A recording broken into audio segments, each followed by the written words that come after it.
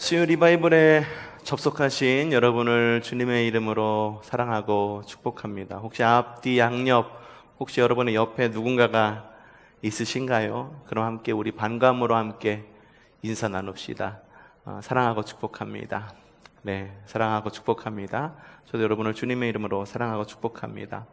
우린 지난 시간부터 구약 성경의 숲을 걷다, 2년 전에 우리가 이미 했던 그 성경의 숲을 걷다를 다시 꺼내서 보고 있습니다.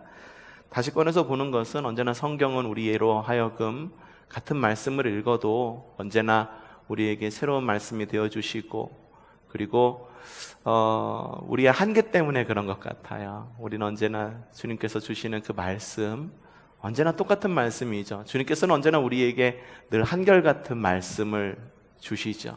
하지만 그 한결같은 말씀, 우리가 한결같지 않아서 그 한결같음을 잘 따라가지 못하는 것이 아닌가라는 생각을 해보게 됩니다. 그래서 다시 한번 성경의 숲을 걷다, 그래서 다시 구약편 우리가 다시 꺼내들게 되었습니다.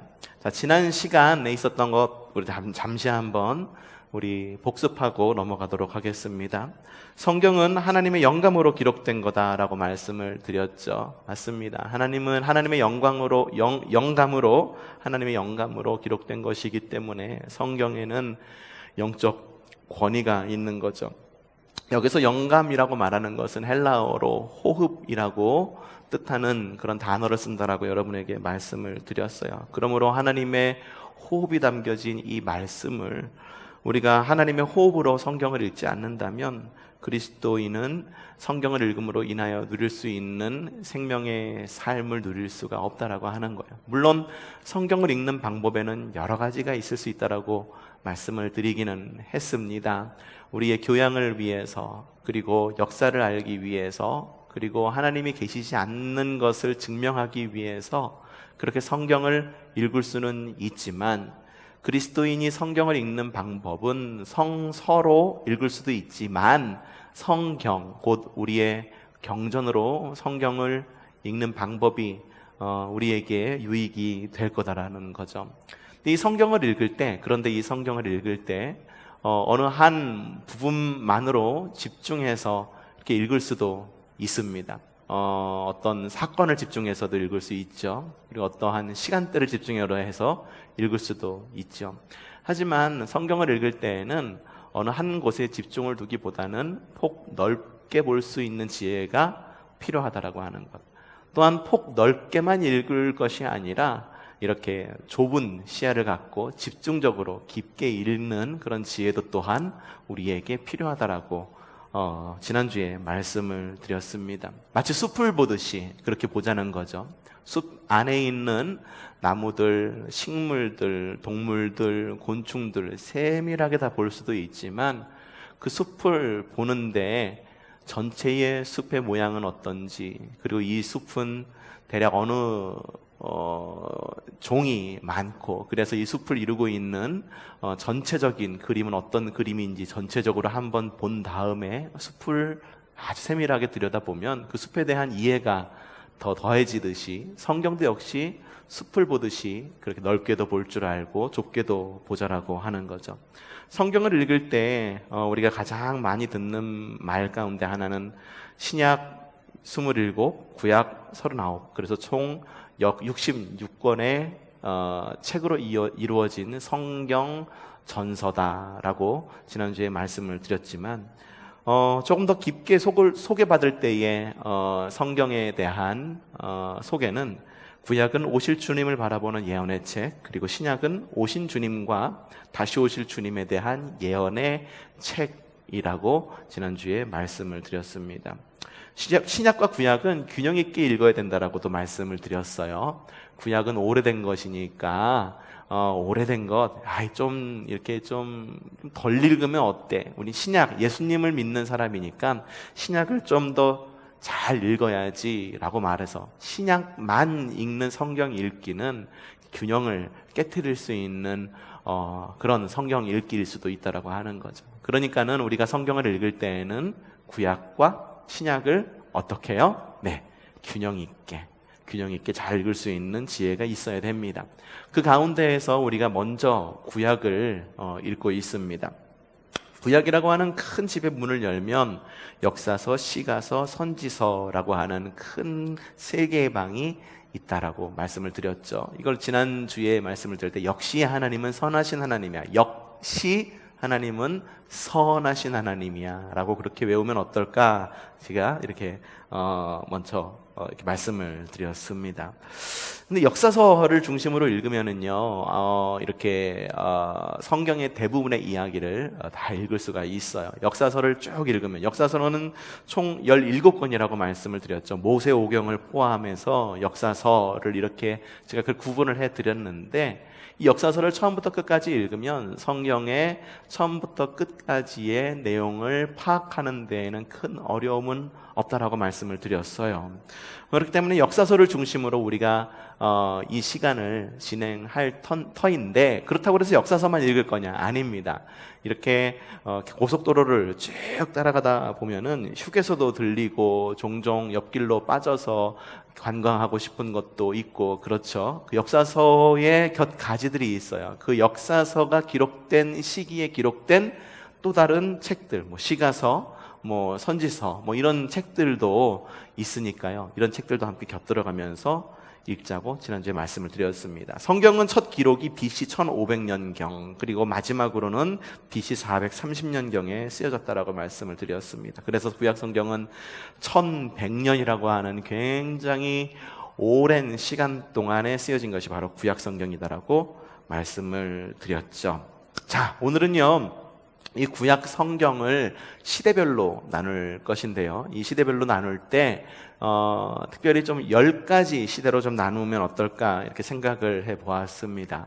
10가지 시대로 나눈 것은 편의상 나눈 겁니다. 그렇기 때문에 10가지 시대를 고지고대로 10가지 시대가 이게 정석이야, 이게 정답이야 라고 말할 수는 없습니다. 하지만 우리가 편리상 10가지 시대로 나누고, 그 10가지 시대를 중심으로 해서 과연 그 시대에 쓰여진 성경에는 어떠한 내용이 담겨져 있는지를 좀 알아가 보려고 합니다. 첫 번째 시대는 인류 시작 시대입니다. 두 번째 시대는 이스라엘 역사의 시작 시대입니다. 세 번째 시대는 노예 시대, 네 번째 시대는 광야 시대, 다섯 번째 시대는 가나안 정복 시대, 여섯 번째 시대는 사사 시대, 일곱 번째 시대는 통일왕국 시대, 여덟 번째 시대 무슨 시대일까요? 일곱 번째 시대가 통일왕국 시대니까 여덟 번째 시대는 분열왕국 시대, 분열왕국 시대 다음에 나오는 아홉 번째 시대는 포로 시대, 그리고 열 번째 시대는 귀국 시대. 이렇게 10가지로 나누어서 10부분으로 나누어서 성경을 볼 것입니다. 자, 먼저 제1시대인 인류 시작 시대입니다. 대략 2100년 동안의 굉장히 긴 시간이고요. 창세기 1장부터 11장까지의 내용이 바로 여기에 담겨 있습니다. 1장부터 11장, 장수로는 그렇게 많지는 않은데 이 시간이 대략 2100년이라고 하는 시간이라고 하는 거죠. 여러분, 성경을 읽을 때 성경의 이 한 장 한 장 넘어가는 이 장이 곧 시간의 흐름을 정확히 나눈 것이라고 보기는 어렵습니다. 성경이라고 하는 것은 정확한 역사의 기록을 위해서 성경을 기록한 것이 아니라, 자, 우리들의 신앙, 그리고 유대인들의 신앙의 근원을 한번 파헤쳐보고 그 근원을 알아가기 위해서 기록한 이런 신앙 고백적 기록이라고 보여 이렇게 보는 것이 옳기 때문에 역사적 기록, 그리고 역사적 기록이라고 보기에는, 정확한 역사적 기록이라고 보기에는 참 어렵습니다. 정확한 역사적 기록이라고 보기 어렵다라고 그래서 이것이 역사적 기록이 아니다라고 하는 것을 말씀을 드리는 것은 아니에요. 기독교 신앙에서 중요한 부분인 경우에는 중점적으로 다루었고, 중요하지 않은 부분에 대해서는 다루지 않은 부분들도 있습니다. 그러니까 성경을 읽을 때 우리가 성경만을 읽으면서, 야, 성경 안에 이런 내용이 적혀 있으니까 다른 역사들에 대해서는 관심 가질 필요 없거나 다른 역사들은 가짜야 라고 말하는 것, 그건 역시 건강한 역사관이 아닙니다. 성경을 읽으면서 주변의 역사들을 좀 볼 필요가 있다라고 하는 거죠. 이 처음에 이 아브라함의 시대에서 이 아브라함의 시대일 때는 우리나라가 성경의 아브라함 시대에 우리나라는 고조선이 세워지기 훨씬 전에 그런 시기입니다. 히스토리컬? 히스토리? 뭐 그런 시대예요.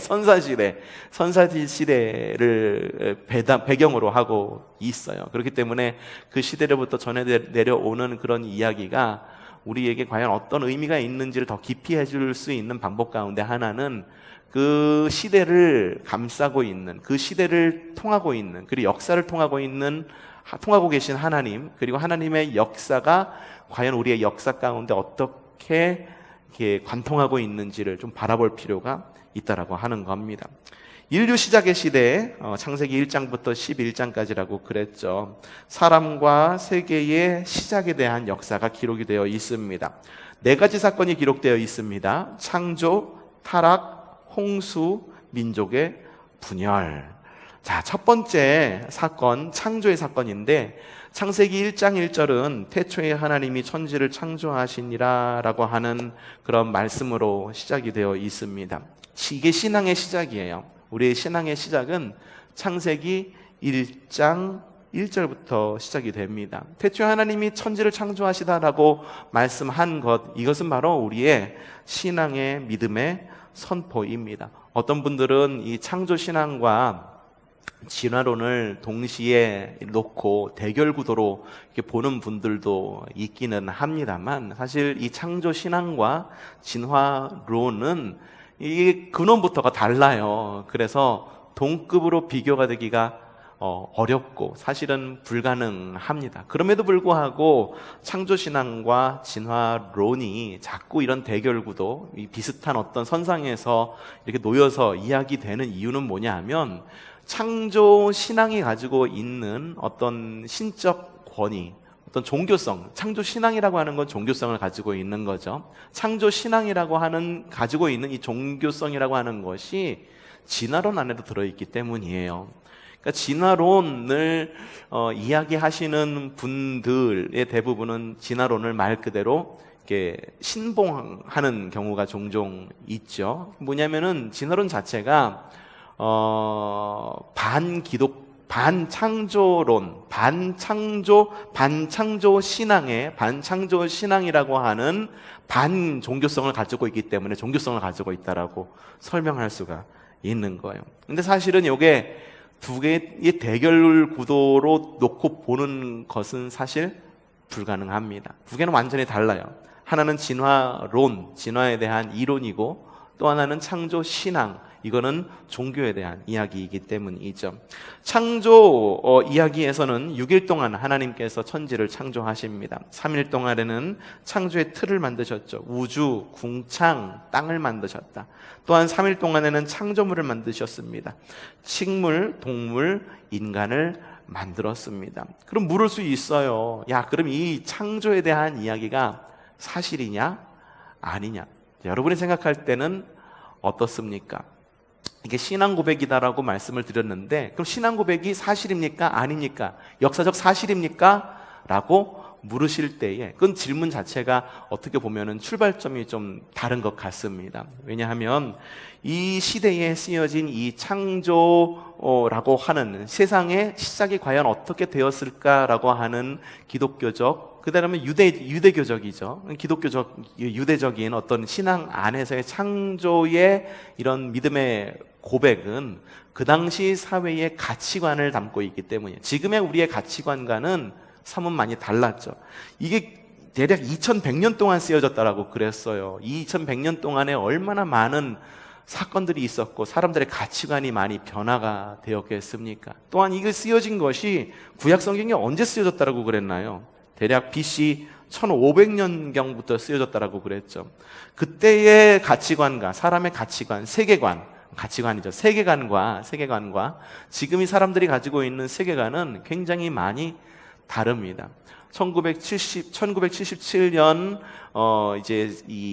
그 미국에서 나사에서 우주선을 하나를 발사를 했죠. 보이저 2호를 발사를 했죠. 지금 그 보이저 2호가 태양계를 뚫고 태양계 밖을 여행하고 있습니다. 그러니까 지금 시대에 가지고 있는 최소한 1977년, 가장 멀게 잡아서 1977년에 가지고 있었던 사람의 생각은 뭐냐 하면은, 사람이 가지고 있었던 이 세계관은 뭐냐 하면은, 우주가 있고 그리고 이 우주가 지구를 중심으로 도는 것이 아니라, 우주는 우주 그 자체로 존재하고, 그렇기 때문에 우주를 탐험하고 싶은 어떤 그런 과학적인 세계관을 가지고 있는 것이 지금의 우리의 가치관인 거죠. 세계관인 거죠. 하지만 이 시대의 세계관은 그들의 신앙이나 그들의 세계관을 증명하거나 혹은 증거할 만한 그 어떤 도구도 증명하지 않았죠. 그렇기 때문에 그들이 가지고 있었던 신앙, 그럼에도 불구하고 이 세계 가운데, 이 세계는 하나님께서 창조하신 세계다라고 하는 그런 믿음의 신앙의 고백, 그것이 바로 창세기의 신앙이다라고 하는 거예요. 생각해 봅시다. 여러분, 보이저 2호가 태양계를 뚫고 우주 밖으로 나갔어요. 그러면 사람이 그만큼 더 많이 알게 된 거잖아요. 그럼 사람들이 그만큼 지적 능력이 높아졌다라고, 그래서 하나님께서 이 땅을 창조하시지 않았다라고 하는 증거가 될 수가 있을까요? 그건 아닙니다. 신비가 뭔지 아세요? 공중에 무엇인가가, 물체가 떠 있는 것 자체가 신비라고 할 수 있죠. 여러분, 우리는 이래요. 뭐냐면은 이게 만유인력의 법칙이 있어가지고 이렇게 놔두면은 이게 떨어지게 되어 있습니다. 뭔가가 이렇게 위에 있어나 최 목사가 이걸 갖다가 딱 놓았는데 위에 떠 있으면 이게 신비다라고 여겨지죠. 근데 이 신비가 우주 가운데 있어요. 우주 한가운데 지구가 떠 있어요. 어디로 떨어지지 않고 우주 가운데 떠 있습니다. 어디에 발판을 두지 않고 떠 있다라고 하는 거죠. 상상이나 할 수 있습니까? 이러한 신비가 있는 우주.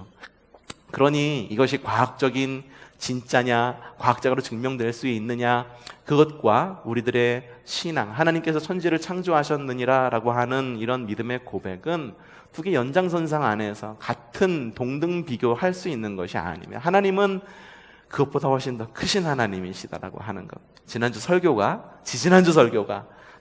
지난주 설교 공통적으로 한 이야기가 바로 그겁니다. 크신 하나님, 모든 것을 창조하신 하나님, 우리가 아는 그 무엇보다도 크신 하나님. 인류 시작 시대의 첫 번째 이야기가 창조의 이야기인데, 그 이야기가 바로 그 크신 하나님에 대한 이야기다라고 하는 거죠. 두 번째에는 타락이 나옵니다. 선악을 알게 하는 나무를 사람이 범하게 됩니다. 사람의 죄로 인해서 타락을 하게 된 거죠. 뱀은 저주를 받아서 사람과 원수가 되고, 여자는 임신하고 남자의 다스림을 받을 것이고, 남자는 땀을 흘려야 먹고 살 것이다.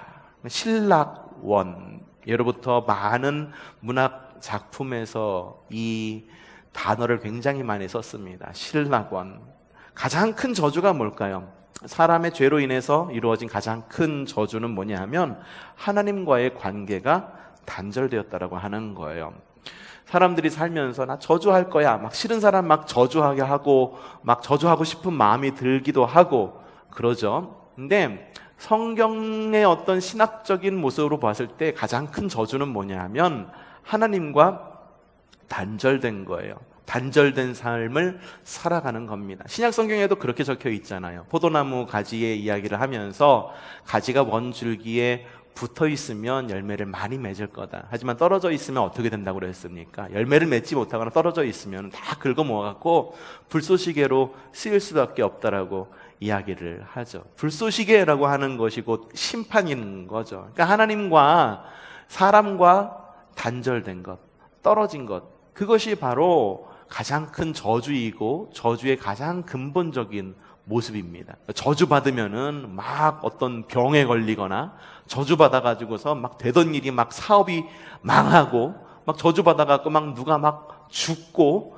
막 이런 것들은 그냥 저주의 하나의 현상이거나 아니면은 저주의 하나의 그런 반쪽의 모습이고, 저주의 근본적인 어떤 그런 건 뭐냐면 하나님과 단절된 겁니다. 하나님과 단절되었기 때문에 남자든 여자든 스스로의 힘으로 노력하지 않으면, 스스로의 힘으로 벌지 않으면, 스스로의 힘으로 생을 유지하지 않으면 살아갈 수 없는 존재가 된 것. 에덴 동산에서는 스스로의 힘으로 살아가지 않았죠. 하나님의 은혜로 살아간 거죠. 그렇죠? 그렇기 때문에 하나님의 형상을 회복한다라고 하는 건 어떤 의미냐 하면은, 하나님의 형상을 회복한다라고 하는 거는, 그래, 내가 온전한 모습, 정말 아름다운 겉모습, 속모습 바뀐다라고 하는 것, 그것도 하나의 하나님의 형상을 회복하는 모습일 수도 있습니다만, 정말로 하나님의 형상을 회복한다라고 하는 거는 이전까지 내가 내 삶의 주인이 되어서 그렇게 살아왔죠. 그렇게 살지 않으면은 안 되는 세상을 살아왔죠. 그런 세상 속에서 아주 그렇게 살아갔다라고 한다면, 이제는 하나님이 내 삶의 주인이 되는 삶, 마치 에덴 동산에서 아담과 하와가 스스로의 어떤 노력으로 살아간 것이 아니라 하나님의 은혜로 살아간 것처럼 하나님의 형상을 회복하여서 하나님의 은혜로 살아가는 것, 그것이 바로 회복된 주님을 믿는 믿음의 삶, 하나님 나라의 삶이다라고 이야기할 수 있는 겁니다. 사람이 죄를 저질렀어요. 그래갖고 하나님과 단절이 되어서 저주받은 삶이 될 수밖에 없었는데, 그럼에도 불구하고 하나님은 구원 계획을 그 즉시 계획을 하십니다. 신라건과 함께 구원 계획을 여셨죠. 여자의 후손이 나올 것이고, 그리고 그 후손을 통해 가지고 세계가 이렇게 생육하고 번성하라고 하는 그 믿음의 사명을 계속해서 이어갈 수 있게끔 그렇게 하나님께서 길을 열어 주셨습니다. 하지만 사람이 증가함에 따라서 죄도 역시 함께 증가하게 됩니다. 그런 것 같아요. 여러분, 비행기 사고와 교통사고, 비행기 사고가 훨씬 더 두려우시죠? 근데 비행기 사고가 많을까요? 교통사고가 많을까요? 교통사고가 훨씬 많아요. 비행기 사고로 죽을 확률보다 교통사고로 죽을 확률이 훨씬 더 많습니다. 그럼에도 불구하고 비행기 사고를 두려워하죠. 이 교통사고가 많아요. 그러다 보니까는 왜 많을까? 그거는 비행기 수보다 자동차 수가 훨씬 더 많기 때문입니다. 사람이 많으면요, 자연스럽게 죄도 역시 증가를 합니다. 공동체가 커지면은요, 그 공동체 안에는요, 크고 작은 일들이 굉장히 많이 일어날 수밖에 없는 거예요. 이 사람이 가지고 있는 죄성과 탐욕, 그거를 우리는 인정할 수밖에 없게 되는 거죠. 자, 세 번째 이야기, 홍수의 이야기가 나오는데, 40주야로 비가 내리고 150일 동안 홍수가 이어집니다. 이 역시 하나님의 심판이었지만 하나님은 구원을 하시기로 작정을 하시죠. 사람과 동물과 식물 모든 것을 구원하기로 작정을 하십니다. 노아와 노아 가족, 셈, 함, 야벳, 아내들, 며느리들 해서 총 8명과 동물들을 구원하는데, 정한 것과 부정한 것 모든 것을 함께 하나님께서 구원을 시키십니다. 만약 이때 하나님이 정한 동물만 방주 안으로 들이고 부정한 동물은 밖에다 놔둬, 그리고 부정한 동물을 다 멸하셨으면은 이스라엘 사람들은 아마 음식에 대한 정결 때문에 고민하지 않았을지도 몰라요. 그런데 하나님께서 구원하신 거는 정결한 것이나 부정한 것이나 하나님께서 창조하신 모든 동물들을 암수 한 쌍씩 구원하셨다라고 하는 거예요. 이게 하나님의 은혜인 거예요. 하나님의 구원의 방향은 모든 사람에게 열려 있습니다. 직업이 어떻든, 그 사람이 가지고 있는 생각이 어떻든, 그 사람이 어떤 죄성을 가지고 있든, 어떤 탐욕을 가지고 있든, 모든 사람에게 똑같이 하나님의 구원의 기회는 주어진다라고 하는 거죠. 그리고 무지개 언약이 있습니다. 그리고 셈과 함과 야벳으로 하여금 민족이 나뉘게 됐고, 흩어져 살아라 라고 하나님께서 명령을 하시죠. 그럼에도 불구하고 사람들은 흩어지지 않고 모이게 됩니다. 바벨탑을 만들려고 모이죠. 사람들은 흩어지지 않았어요. 그래서 하나님께서 언어를 혼잡하게 하고 강제로 해산시켜서 흩어져 살게 하십니다. 하나님이 언어를 혼잡하게 하셨어요. 이게 굉장히 많은 의미가 있어요. 왜냐하면 말이라는 것 자체가 곧 권력이기 때문입니다. 이게 저만 이야기하는 것이 아니고 성경에만 적혀 있는 것이 아니라 많은 인문학자들, 철학자들, 그리고 지금 이렇게 기사를 쓰시는 그 기자님들 모든 사람들이 이 언어가 곧 권력이라는 것을 알고 있어요. 그래서 이 독재자들이 나라를 장악했을 때 가장 먼저 장악하는 게 언론입니다. 방송국을 먼저 장악을 해요. 그래서 자신들의 입맛에 맞는 그런 기사와 그리고 그런 방송만 하게끔 언론들을 이렇게 조정을 하게 되죠. 말이 곧 권력이에요. 그러니까 우리도 말을 하는데 좀 조심히 할 필요가 있어요. 좀 상처 주는 말, 아니면 하나님 마음에 합하지 않은 말, 그런 대부분의 이런 죄들이 말로부터 시작이 되잖아요. 그러니까는 말을 좀 조심할 필요가 있지 않느냐. 말을 붙잡는 사람.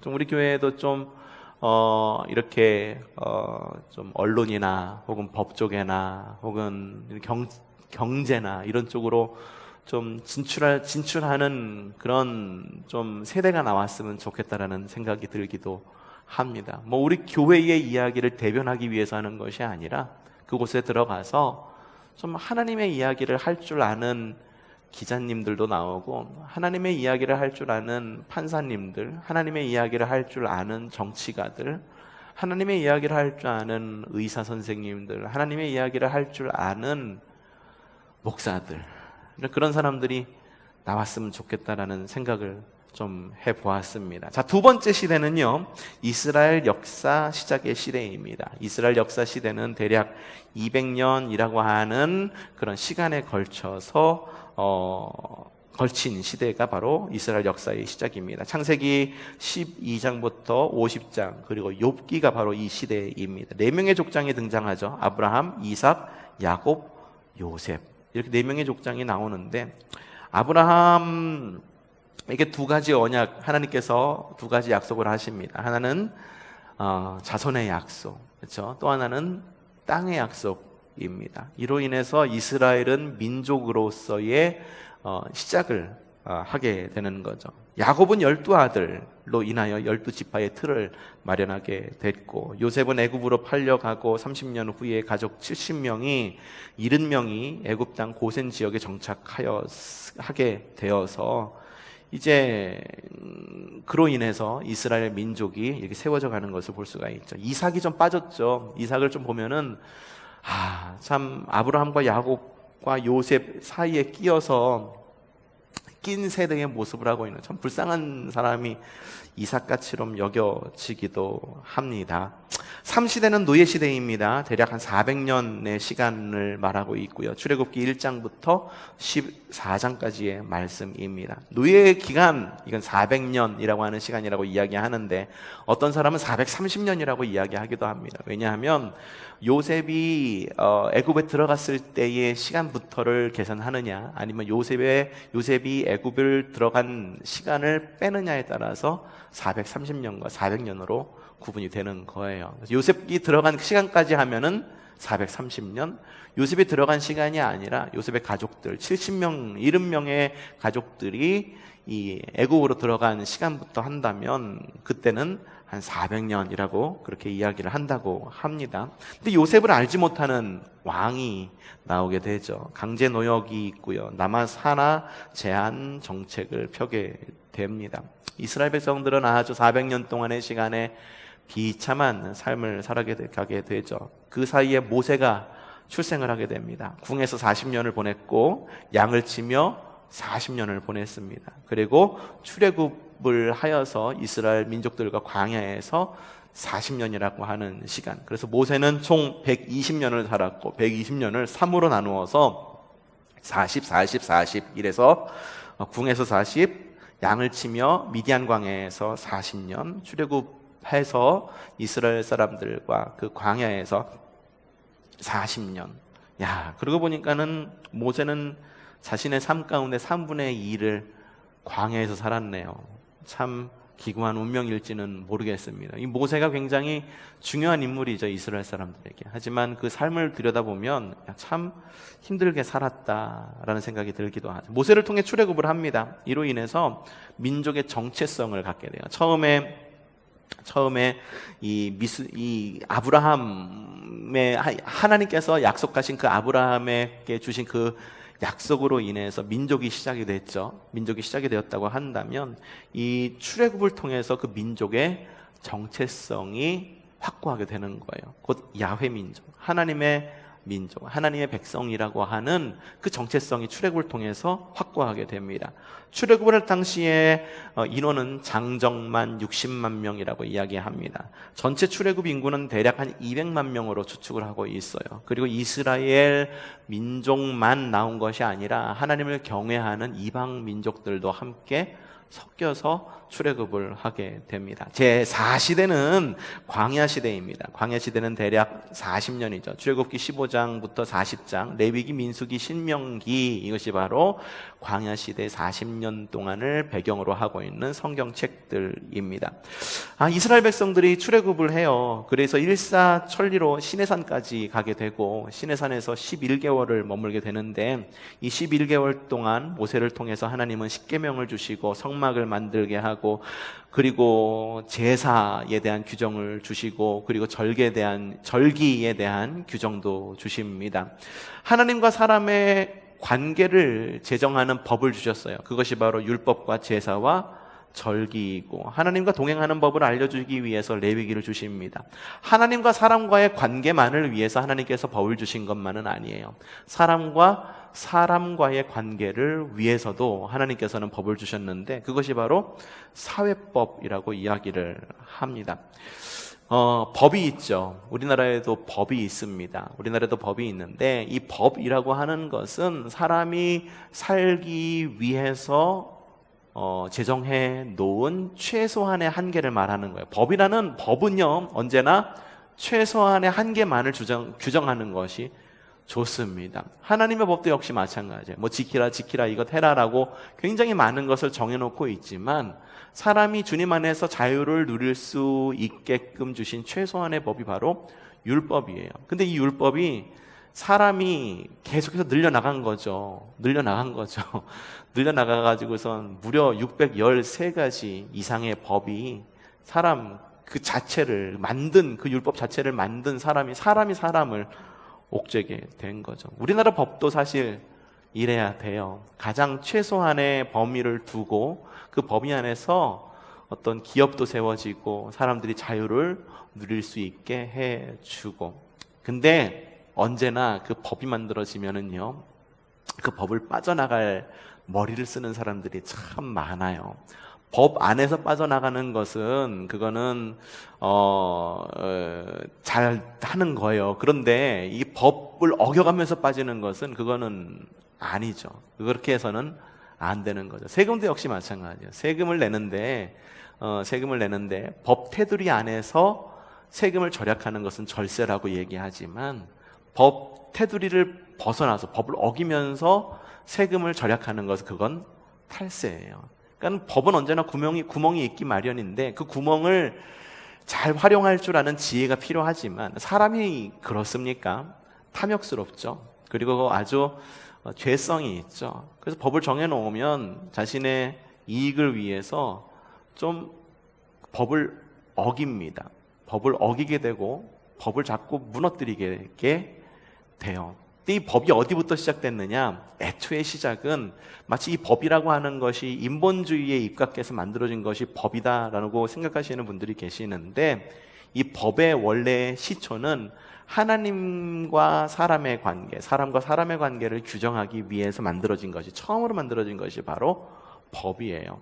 최소한의 범위를 적어놓은 것. 그게 법의 시작이에요. 네, 그렇다고 합니다. 자, 그래서 이 이스라엘 백성들은 일사천리로 시내산에서 11개월 동안 머물고 가나안 직전까지 가게 됩니다. 금방 다 도착했어요. 가데스 바네아라고 하는 가나안 목전까지 가게 됐는데 이곳에서 12명의 정탐꾼을 보내게 되죠. 근데 10대 2, 10명의 정탐꾼이 부정적으로 이렇게 보고를 하고 2명의 정탐꾼만 하나님께서 주신 땅이라고 하는 확신을 갖고 이렇게 들어오게 되죠. 그 이후부터 40년의 광야 생활이 시작되고 그 이후로 출애굽 1세대는 모두 죽음을 맞이하게 되고 2세대와 여호수아와 갈렙만 생존하여서 가나안 땅으로 들어가게 됩니다. 자, 5번째 시대는 가나안 정복 시대입니다. 이때는 여호수아서를 기본으로 하고 있는 7년 동안의 기간을 말하는데, 이 가나안을 정복하고 정착하면서 나라가 시작이 됩니다. 출애굽을 하면서 민족의 정체성을 만들었죠. 민족의 정체성이 만들어지고, 그리고 가나안 땅에 들어가면서 나라가 시작되는 거예요. 이스라엘이라고 하는 나라가 시작되는 거죠. 정복을 하는데 31번의 전쟁이 있었는데 그 가운데에 한 번만 패배하고 30번 모두 다 승리하게 됩니다. 한 번 패배한 전쟁이 아이성 전투. 이 여리고성을 무너뜨린 다음에 의기양양했던 이스라엘 백성들이 자만하죠. 자만해서 그 가운데에 한 명이, 아간이라고 하는 사람 한 명이, 거기에 이 여리고성에 있는 모든 것을 다 없애고 다 태워버리고 다 죽이라고 하나님께서 헤렘의 명령을 내리셨는데, 그 명령을 어기고 시날산에 금부치 이런 것들을 갖다가 모아놓죠. 결국 그 한 사람의 죄로 말미암아 전쟁에서 한 번 패배하게 되는데, 그게 바로 아이성 전투입니다.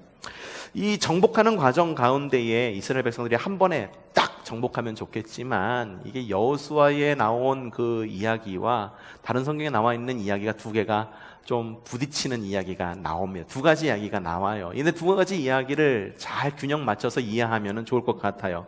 이방 민족을 남겨두었어요. 이방 민족을 남겨두었고, 차근차근 그 땅에서 정착하면서 그 땅을 정복해 나가게끔 하는 기사가 다른 성경에도 나옵니다. 땅을 분배하는 이야기가 또 나오죠. 여호수아가 죽으면서 이렇게 유언합니다. 남은 땅을 계속해서 정복해라. 그리고 하나님의 언약에 순종해라. 그렇게 유언을 남기고 여호수아는 생을 마감하게 됩니다. 6번째 시대부터 10번째 시대는 다음 시간에 계속 진행하도록 하겠습니다.